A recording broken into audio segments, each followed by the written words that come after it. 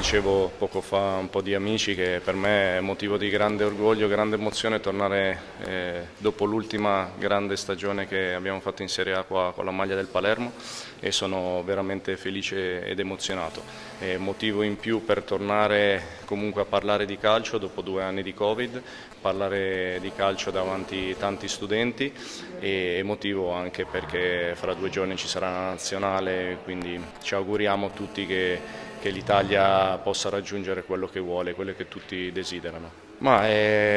Sicuramente bisognerà pensare a una partita alla volta. La partita di domani sarà una partita che dipenderà tantissimo dalla determinazione, dall'esperienza, dalla qualità dei nostri giocatori che noi abbiamo, che il mister ha a disposizione. Confido molto nella bravura del mister, di quello che ha fatto vedere in questi ultimi 2 anni e della bravura dei ragazzi che dopo un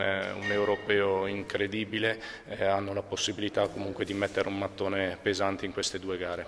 Sì, questo Palermo sicuramente è diverso per la categoria. È arrivato adesso un allenatore che conosco molto bene, che ho avuto anche per un po' di mesi a Parma, grande professionista, persona per bene, e quindi sono convinto che lui riuscirà a tirar fuori dai ragazzi il meglio che può. È normale che ci vuole tempo, ci vuole programmazione e mi auguro che il Palermo possa tornare dove è meglio per tutti, assolutamente. Sì, fu una partita importante, ricordo uno stadio pieno, una vittoria dopo una stagione un po' particolare con tanti cambiamenti tecnici,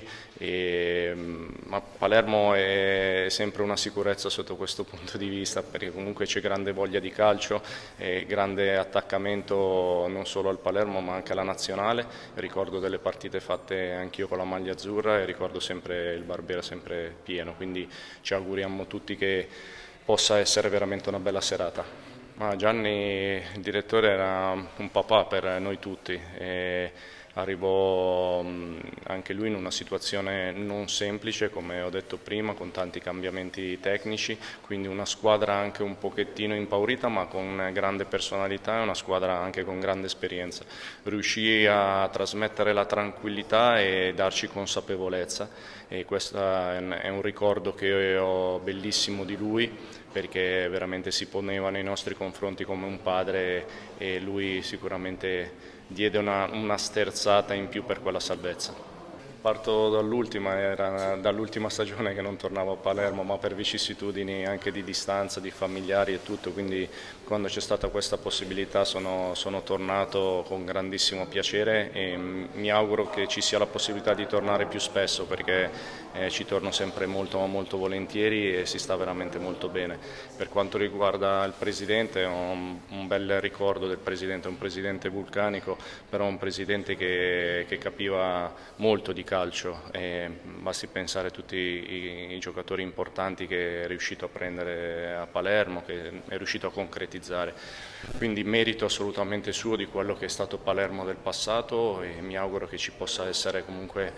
un giorno la possibilità di rivedere il Palermo dove è stato negli ultimi anni, perché la piazza, la città, la gente è quello che si merita. Adesso avete un allenatore, come ho detto prima, di esperienza, un allenatore molto preparato per la categoria. Mi auguro che il Palermo possa centrare i playoff e poi chissà magari diventare la mina vagante dei playoff. È normale che le mie ambizioni è di allenare piazze come queste, è normale, la volontà è quella di fare l'allenatore e quindi è di allenare piazze così importanti.